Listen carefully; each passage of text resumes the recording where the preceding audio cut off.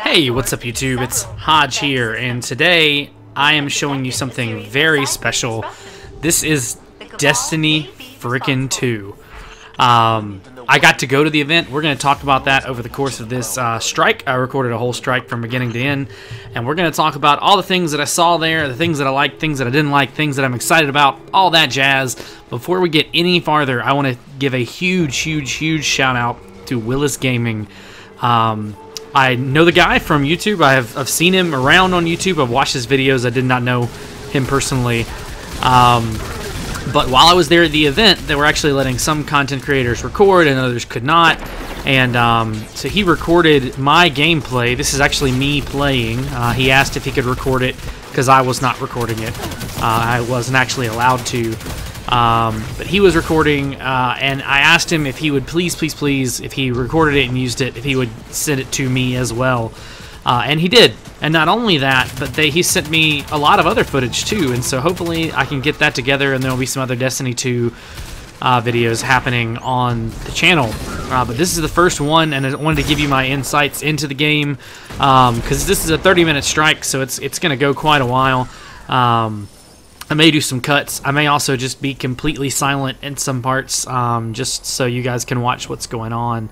But let's go ahead and get into it. So I am in this video playing the Dawnblade, which is the new retooled Solar Warlock class. It plays a little different than your regular Warlock that you're used to from Destiny 1. There are similarities. The grenades are the same. The melee is the same. You'll notice there's a third thing right down there in the bottom. If you look, you see my grenades, my melee, and then there's something else. That something else is a class ability. That class ability extends, from what I hear, through all Warlock classes. So no matter what subclass you're going to play as, you're going to have these same class abilities. At least that is the way that I understood it at the event.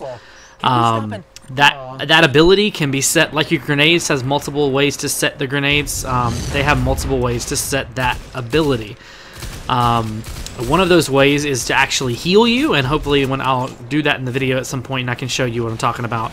But the other way is it can actually give you empowerment. So your Warlocks can throw down like a healing field or an empowering field, which really is going to allow your classes to do more things, because those are typically things that have been, especially the empowerment, reserved for Titans. Now a Warlock can do that as well. One of the things I really saw through Destiny 2 is that I think the subclasses are going to be able to be used in different ways, so that you can play whatever class it is that you want to play, but also be able to help out your team in a big way. This is, by the way, running on a PS4 Pro. That was what they were allowing us to play on at the event. You could also play it on PC, but I did not do that and record it. So it runs smoothly. I do not believe it is 60 FPS. I'm pretty sure it was confirmed to me that it was running at 30. Though Bungie was a little tight-lipped about what it was actually running at. I noticed that anytime I asked someone running a station, they either did not know what that meant, or because they were not an actual Bungie person, they were just an event person, or they did know what it meant and they were very shy about it. But I believe that it was confirmed to me by someone at the event that it's actually running at 30 FPS, which I know for some people that's going to be frustrating. For me, I don't know that I care. I don't really even notice it until I look at it somewhere else. So when I walked over to the PC area and I saw the game being played, I did notice a difference. But on PS4 it runs smooth. One of the things that I am uncertain of, but I think will be fine, is obviously I did not see it run on a PS4. I saw it run on a PS4 Pro. And those of us that played Wrath of the Machine will know that there was some lag issues with Wrath of the Machine in certain areas. There is actually, by the way, let me stop for a second, that is the healing field that I just threw down. So were I to step back in that field, I would continue to heal, and people on my team can run in that field and get a heal as well. So like I was saying, there was that little lag spot at the Zamboni on Wrath of the Machine, and I know that on PS4 it lagged, and I had heard that on PS4 Pro it did not. I hope that those of us playing this on a PS4 and not a PS4 Pro are going to have a similar experience to what I am seeing and what you're seeing on the screen, because it is really good. And I would hate for something like having a PS4 to hold it back, because I am one of those that is not ready to purchase a PS4 Pro, because I'm not ready to buy a 4K TV. So take that for what you will. Obviously, they wanted us to play it on the biggest, baddest hardware, so I understand that. It would have been nice, though, to get some confirmation on what's the experience going to be like on a PS4. So yeah. So again, this is the Strike that I'm playing. It's about 30 minutes. So it's kind of a long video, and there was some ideas to cut it, and I don't think that I'm gonna do that. I think I want you to see it from beginning to end, because it's quite fun. Now, I was actually playing there on site in LA. I was able to go to the event, to the Destiny Reveal event. So I want to say thank you to Justin Social, who is the influencer relations over at Bungie, for hooking me up and getting me an invite into the event. I did fly to LA last week and do this, and it was a lot of fun. So I had a blast. And anyway, I'm playing here with two people that were there. One of those is not Willis Gaming. It was someone he was with that was recording, and he was beside me. And then there was another guy across, and we played, and we did not talk back and forth. So I can't confirm that you can do these strikes without discussing back and forth, though it would be nice to have that communication. I say that because sometimes there's a worry in some of these group activities. Are you going to be able to do them the way that you always have done them? And you can. If people know what they're doing, you can run through. We had, obviously, none of us ever played this, and we were able to do it no problem. So yeah, so we are moving forward in this strike. We are approaching the drilling site, and this part, to me, shows off just what I hope they are attempting to do with Destiny 2, because there's a part coming up here in a minute that is just nuts. And so hopefully there'll be more of that. I don't want to give too much of that away before we get there. Let me see what else is there to talk about real quick, because I'll probably do some videos on the other classes and get some ideas out there. But there were 3 classes that we were allowed to play at this event. One of them was the Dawnblade, which is just a retooled Sunsinger. We were able to play the what was essentially the Striker Titan, though I believe it has a new name. We were able to play that, and then I believe Hunters were able to play the Arc Hunter. I may be wrong on that, which is called the Arc Strider now. Rather than the blades, you actually have a staff. I never played a Hunter the whole time I was out there. I only played the Warlock and the Titan. So I'm not exactly sure what the Hunters were able to play. I believe one of the videos I have in here may be of Hunter, so maybe it is, and maybe I can get some video of that and explain what's going on there. The gunplay in this game is great. The sound design in this game is actually incredible. Very immersive. I feel better. Like, the gun sounds just feel more like gun sounds. I really enjoy that. Another thing I really enjoyed about the Dawnblade is you'll see sometimes when I jump in the air, I am able to hold down, and I'm floating in the air. That's the same perk. I don't know that it's called the same thing, but it's a similar perk to something the Sunsinger already has in Destiny 1, where you can hover in the air, but I believe that it's standard. And also, you do not have a self-res as the Warlock, and you'll see eventually I am going to use my super, and you'll see, there it is. There's the new super, the Dawnblade. So if I were to run out into the field, which I believe that I might do, I might run it out before then though. But if I were to run out into the field, yeah, I lost it. If I were to run out into that field and jump up in the air, you actually hover in the air and fling those fire swords at your enemy. It is quite impressive. It is quite intimidating, and I really honestly, and I said this several times to different Bungie reps while I was there, I felt like Solar Warlock outside of PvP was a little annoying, because you would need it for self-res, or you would use it for self-res, but there were better things to use. And now I feel like self-res is gone, yes, but I feel like it's a better class. It's a more fun class to play. I thoroughly enjoyed it. Another thing I want to note, that it might seem trivial, but the UI design in Destiny 2, I really appreciate it. I think the, you know, it's close enough to the old, but still feels fresh and new. I'm also, by the way, using a gun that, well, now I'm not, but a minute ago you saw me launch something, and that is actually because my heavy weapon in this strike is a grenade launcher. So they brought in grenade launchers into the heavy weapon slot. The weapon slots have been changed a little bit. You have your kinetic weapons, and then you have another set of weapons that are essentially the same types of weapons. There's that heal again, which you see did not really help me because I did it right in front of people, which was dumb. And it stays there, so it's still there. I can run over and heal in it again if I wanted to. I don't know that I use them a ton in this game because submachine guns are a new type of secondary weapon, and I did not use it a lot because I did not enjoy the way they played.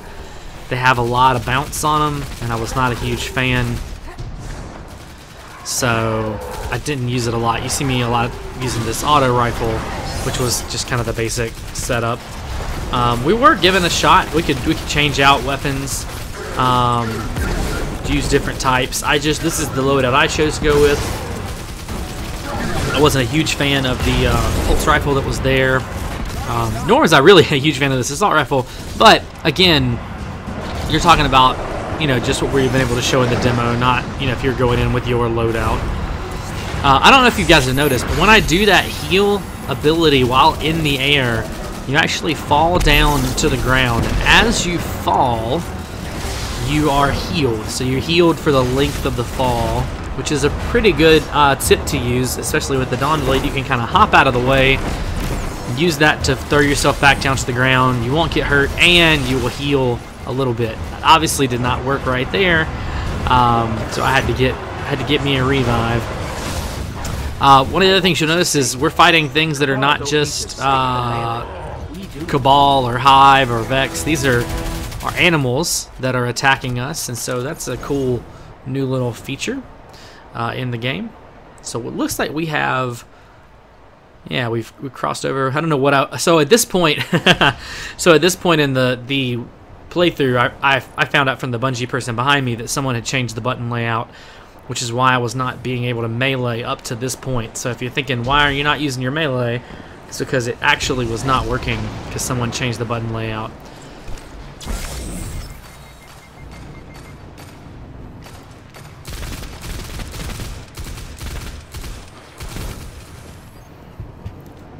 Using that assault rifle sort of like a pulse rifle. So this is just the sturdiest weapon that I had. You know, I feel like some of us are probably a little spoiled with Destiny 1 because we know all the weapons, and we have the weapons that we like and the weapons that we're comfortable with, and in Destiny 2 so far, you know, we didn't really have a choice. Alright, this is the part I was talking about that is so cool, and at least I think it's in the distance. I could see it. If you know what you're looking for, you would have noticed it. Some of you may have watched this video on other channels, or a similar video on other channels, so you may have seen it as well. But we are coming up to a drill site, and you know, I'm not a huge fan of the jumping puzzle, which is something that Destiny 1 is full of. However, I love the idea of some sort of environmental thing, and this is it, man. It's so cool. It's such a cool idea. So this huge drill is coming through, barreling through the area, coming after us, and we have to hop around it. So a second there, you see me trying to kind of figure out, okay, what are we doing? What am I supposed to be doing? So at that point, I jump down under the drill, come up for the res, but then I have another drill coming my way. So This is fine. This is just fine. the narration there is good. I will say that at least thus far, even in this part of the game, there's a life that you feel in Destiny 2 that feels more like, feels less like running on rails through like a specific area. Like this feels open. It feels like, and I may be wrong, but it feels like you're finding your own way, making it happen whatever way it has to. It doesn't feel like, oh, this is the way you must go to do it. Like I said, it mostly has to do with the fact that this area is just so large. But it's a cool feeling. There's that drop heal I wanted to point out to you guys, and I'll use it, I think, several other times throughout the fight. We're actually getting pretty close now, I believe, to the boss fight. We are actually, and what's cool about this fight, and you'll see as we get closer into it, the fight is more, it's more staged. It feels like a mini raid boss almost, which is impressive, and I hope that the other strikes will maintain that, because it feels more, it's more interesting. There's that fall one more time. So some familiar faces there, some familiar Vex enemies, and now our boss is spawning in. Because I didn't know what we were dealing with, I kind of hid. So here is the first stage of that fight. Again, I'm using that that hover and shoot to protect my, or to get that crit shot in. Also wailing with the Dawnblade. Don't know why I fired off a melee there, but there was really no point for it. Other than maybe I was excited that I could actually do them now. So yeah, nothing crazy about this fight. There's plenty of places to hide. There's that grenade launcher again. That does actually deal quite a bit of damage. If you can figure out how to shoot it, you will do well. And to me, honestly, I enjoyed a new weapon. I thought I was going to miss a rocket launcher or something like that, and I did not. At this point, I've switched to my submachine gun, and we are going to phase 2. Phase 1 has dropped out of our field, and there's that fall heal. That, if nothing else, I didn't need a heal, but it looks pretty. So there's the submachine gun. You didn't get to see it a lot, and one thing I noticed is the submachine gun, at least one of the ones I played with, was actually an exotic. So that was cool. What's fun about this fight to me is it feels intimidating because of the size of the field. I felt like I was having to move around a lot because it's a smaller field, and even the third stage is even smaller. Also, you see at some points the ground becomes sort of solared, and you have to kind of jump up to avoid that. Everything felt urgent in this fight. It didn't feel, I mean, I knew I was going to be okay, but everything felt urgent, which is a good feeling. It's an immersive sort of lose yourself in the moment type of thing, which was really cool. I appreciated that. Again, more Vex enemies that are familiar, yet a little bit retooled. Those crit spots, to me, glow a little brighter. I may be totally making that up, but that's how it felt. I think one of the things I just appreciated was the attention to old details feeling new was really impressive. Like even the losing of that Vex's head when I shot it to the Hobgoblin going down, trying to keep itself safe, all of that, I mean, that felt like home. All the while we were doing all these new things. Alright, phase 2 is done, and we drop down to phase 3. Get that little drop in. Even as you get close up on the Vex there, you can see there is some sort of redesign that's happened to the Vex, and I appreciate that. It feels good, looks good. There is my grenade, and I actually found that with the grenade launcher, I did better with it shooting no scope, and that is mostly because I couldn't quite figure out how the aiming worked with the sights. So I think that may be an error on my part, but I preferred shooting it no scope.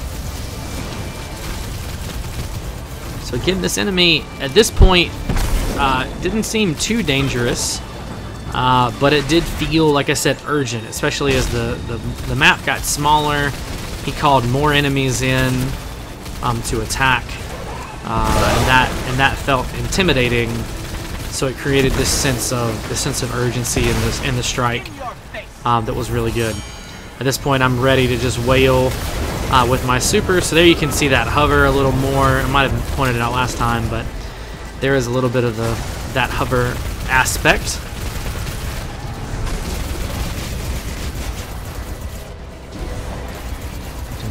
We're getting close to the end here, folks, and so as it begins to